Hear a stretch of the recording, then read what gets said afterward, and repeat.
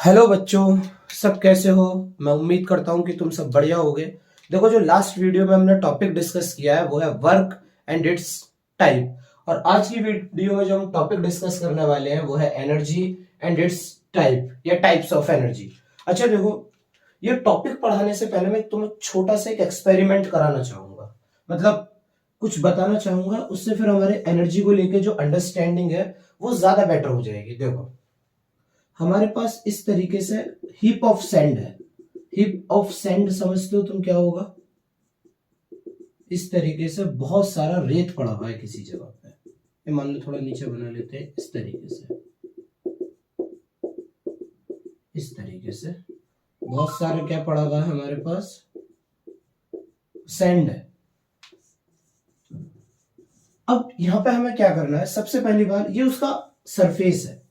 ये सैंड का क्या है, अगर मैं तुम्हें क्लियरली बनाऊं, ये सबसे ऊपर वाला सरफेस है जो रेड मार्क से डिनोट किया। ये वाली जो लाइन है ये कुछ नहीं है, ठीक है ना? देखो, अब मैंने एक बॉल ड्रॉप की से इस जगह से। बॉल का मास मान लो यूनिट मास, यूनिट का मतलब 1 केजी की ये बॉल है। ये एरो ऐसे नहीं लगाते, इसे ऐसे लगा देते। 1 केजी की बॉल ड्रॉप की से ये जो हाइट है ये है 1 metre. Again the same ball, इस बॉल को फिर से मैंने ड्रॉप किया। अब जो हाइट है ये है 2 मीटर। बॉल का मास कितना है? Again 1 kilogram. Same ball, experiment repeated with the height 3 metre. Same ball, experiment repeated with the height 4 metre. अच्छा देखो, अब जब हम ये एक्सपेरिमेंट रिपीट करेंगे, ये यहां से क्या ऑब्जर्व करेंगे?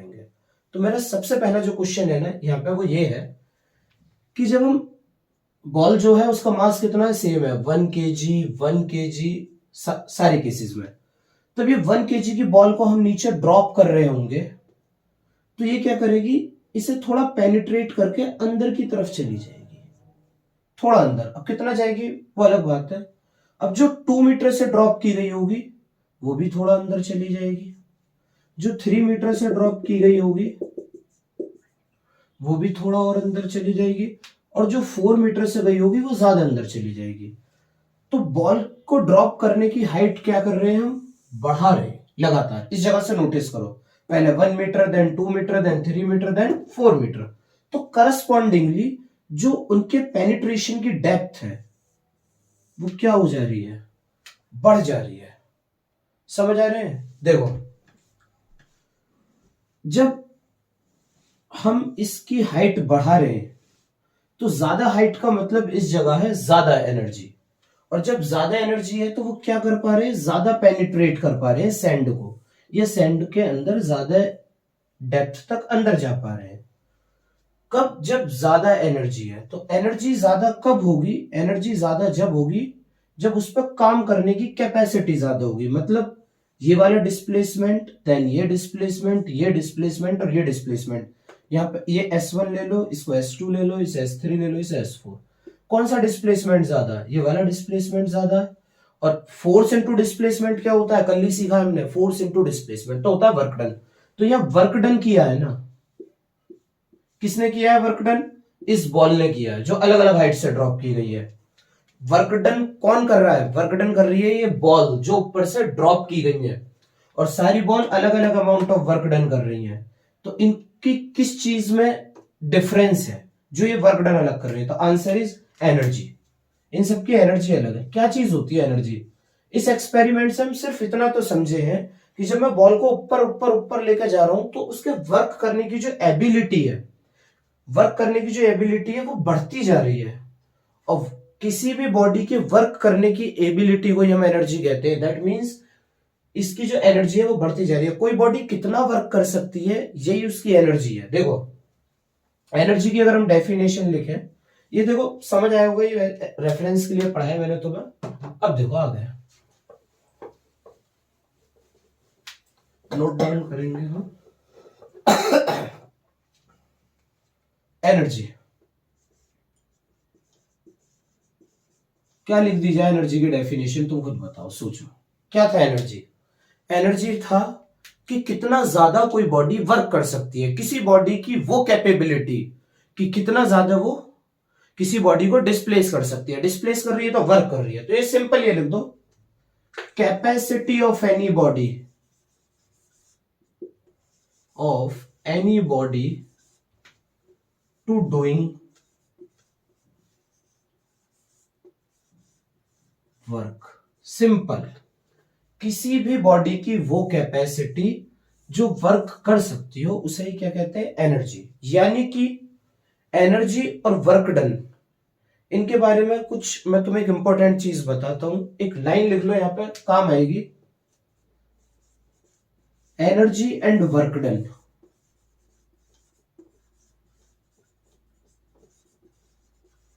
आर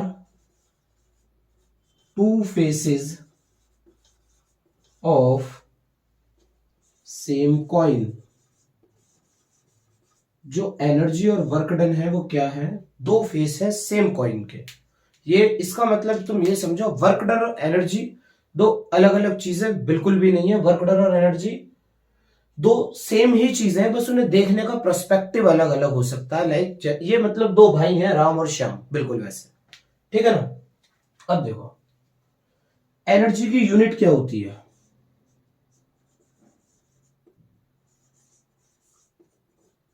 एनर्जी की यूनिट होती है, जब मैंने तुमसे ये बोला वर्क डन और energy are two faces of same coin, तो वर्क डन की अगर तुम्हें याद है क्या बताई थी मैंने कल, यूनिट तो बताई थी जूल। तो एनर्जी की भी तो जूल ही होनी चाहिए, बिल्कुल।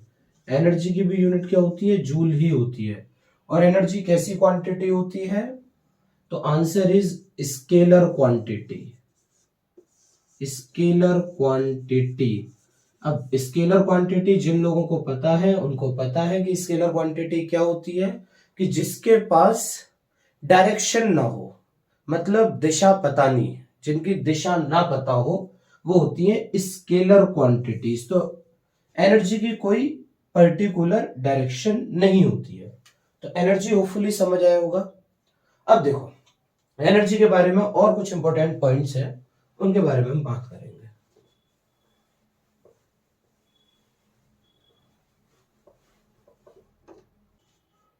देखो, उसके बाद एक चीज समझो, मैं तुम्हें एक एग्जांपल देता हूं। एक ब्लॉक है, वुडन ब्लॉक, से वुडन ब्लॉक। यहां पे हमने क्या रखा, एक नेल रखा। नेल समझ रहे हो, चोबा कोई भी, ठीक है ना। और एक हैमर लेके आए हम यहाँ पे इस तरीके से, और इसे हमने क्या किया, पुश किया, इसे एक बार इस तरीके से ड्रॉप कर दिया। तो क्या होगा, वर्क किसने डन किया, किसने किया वर्क डन, हैमर ने। वर्क किसने किया, हैमर ने। और किस पर किया, तो आंसर इज नेल, नेल पे हुआ। तो यहां से ना एक इंपॉर्टेंट चीज आती है निकल के, और वो रखेंगे हम याद।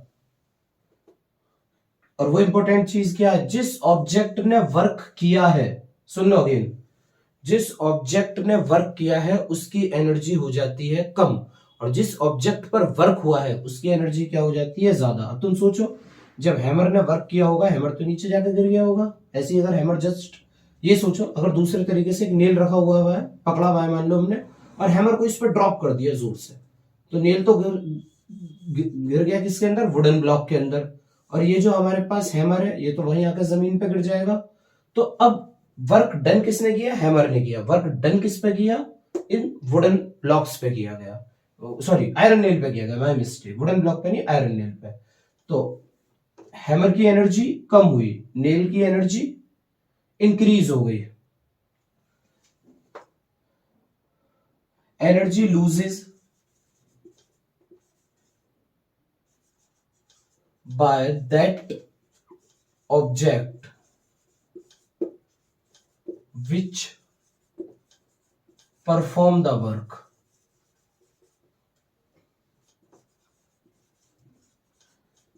Energy loses by that object which perform the work, जिसने वर्क किया उसकी एनर्जी क्या हो जाएगी, लूज हो जाएगी।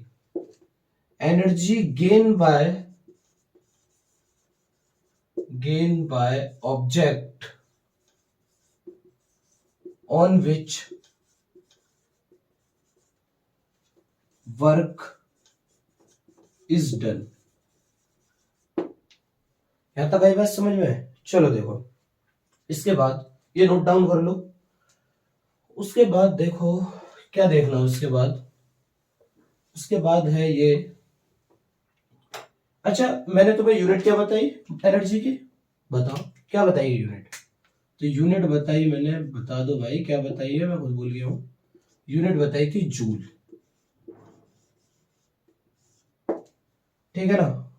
तो क्या ये सफिशियंट यूनिट है? तो बिल्कुल सफिशियंट यूनिट है, बट एक बार कई बार ये क्वेश्चन पूछ लेते हैं कि अगर बड़ी एनर्जीज है, बहुत ज्यादा एनर्जीज हुई है, तो हम लिख सकते हैं उसे किलो जूल में। किसमें? Kilo joule. या कहीं कहीं तुम एक चीज नोटिस करोगे, मेगा जूल लिखा होगा, मेगा नहीं मेगा, मेगा जूल, ठीक है ना? तो ये और दूसरी यूनिट्स हैं जब एनर्जी की अमाउंट बड़ी हो जाती है तब यूज होती है। अच्छा, एक और चीज बताओ मुझे आखिरी एनर्जी के बारे में। अर्थ पे जो सोर्स है एनर्जी का वो क्या है? तो sun is ultimate source of energy, source of energy on earth. सूर्य को ऐसे ही देवता नहीं कहते हैं, बात आ रही है समझ में? क्यों कहते हैं कि जो सन जो है वो क्या है? अल्टीमेट सोर्स है एनर्जी का। कहां पे? अर्थ पे। कोई भी एनर्जी हो जो अर्थ पे अवेलेबल है किसी भी फॉर्म में हो, उसके लिए अल्टीमेट रीजन जो आएगा ना वो सन ही होगा। समझ आ रही है बात? चलो ठीक है, देखो इसके बाद यहां पे हम विराम देंगे। बस एक छोटी सी चीज और समझ लो, एनर्जी के बारे में हम जान चुके हैं। एनर्जी क्या है? एनर्जी तो बहुत सिंपल चीज है। एनर्जी तो दरअसल वर्क ही है। अभी हमने सोचा है किसी बॉडी के अंदर एनर्जी स्टोर हो जाती है, वो किस काम में आती है? वर्क करने के काम में आती है। लाइक अगर तुमने पढ़ा हो 6th-7th क्लास में, याद होगा, फूड गिव्स अस एनर्जी। और उस एनर्जी को हम पूरे दिन क्या करते हैं? कहीं भी जाकर यूज कर लेंगे। पूरे दिन हम वर्क डन जो करते हैं वो कहां से करते हैं? जो फूड ने हमें एनर्जी दी है उसने क्या कर दिया? वर्क डन कर दिया। तो बेसिकली वर्क डन और energy are not two different thing, दोनों सेम ही चीज है। एनर्जी को स्टोर कर लेते हैं और धीरे धीरे उससे वर्क परफॉर्म किया जा सकता है। देखो अब जो यहाँ पे लास्ट चीज है वो ये है, टाइप्स ऑफ एनर्जी। कौन कौन से टाइप्स होते हैं एनर्जी के? देखो बहुत सारे टाइप्स की एनर्जी तुम लोगों ने देखी होगी, तो उसमें सिंपल बात करते हैं। सबसे पहले लिखेंगे मैकेनिकल एनर्जी। कौन सी energy? Mechanical energy. Mechanical energy जो होती है, mechanical energy simply sum of K and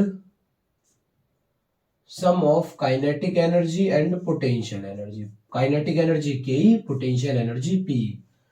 kinetic energy और पोटेंशियल एनर्जी के सम को कहते हैं हम क्या? Mechanical energy. अगर किसी को ना पता होना भी है कि काइनेटिक एनर्जी क्या होता है, पोटेंशियल एनर्जी क्या होता है, तो नेक्स्ट लेक्चर देखो, वो पूरा का पूरा जो लेक्चर है वो किस बात पे डिस्कशन होगा? उसमें काइनेटिक एनर्जी और पोटेंशियल एनर्जी के बारे में डिटेल में डिस्कशन होगा। सेकंड फॉर्म एनर्जी की, साउंड एनर्जी। समझ आ रही है कहां है साउंड एनर्जी? देखो मैं जो ये सब बोल रहा हूं और यहाँ आसपास रूम में बैठे हुए जो लोग सुन पा रहे हैं, तो वो एनर्जी तो ट्रांसफर हो रही है कहा। और तुम्हें एक चैप्टर भी है साउंड, उसमें हम साउंड एनर्जी के बारे में भी डिस्कशन करेंगे। तो साउंड एनर्जी जो हम सारी आवाजें सुन रहे हैं ये सब साउंड एनर्जी में। थर्ड हमारे पास टाइप्स ऑफ एनर्जी में लिख लो विंड एनर्जी। विंड एनर्जी देखे होंगे तुमने, इसमें बहुत सारे टाइप्स लिखे जा सकते हैं, जो जो तुम्हारे दिमाग में आते जाए। और सोचो विंड एनर्जी के बाद क्या लिख सकते हैं हम? Nuclear energy. Nuclear energy, nuclear energy क्या चीज है? न्यूक्लियर एनर्जी है जो न्यूक्लियस के कंबाइन या उसके ब्रेक होने पे जो एनर्जी प्रोड्यूस होगी। ये शायद तुम्हें फर्दर क्लासेस में पढ़ने को मिलेगा। अभी तो 12th क्लास में तो है ये चैप्टर, लेकिन अभी शायद 9th-9th में नहीं है बहुत ज्यादा। लेकिन इतना समझो जितने भी न्यूक्लियर रिएक्टर्स होते हैं उनसे जो एनर्जी प्रोड्यूस होती है उसे हम क्या बोलते हैं? Nuclear energy. देखो उसके बाद लिखो अगली एनर्जी क्या लिख ले? Chemical energy. कौन सी एनर्जी? Chemical energy. इसके तो एग्जाम्पल भी पता है हमें, लाइक बैटरी सेल वगैरह देखे हमने, सब केमिकल एनर्जी। जब केमिकल्स रिएक्शन करते हैं तब जो एनर्जी रिलीज होती है। Light energy. लाइट एनर्जी वही जो सन से आ रही है हमारे पास, लाइट एनर्जी।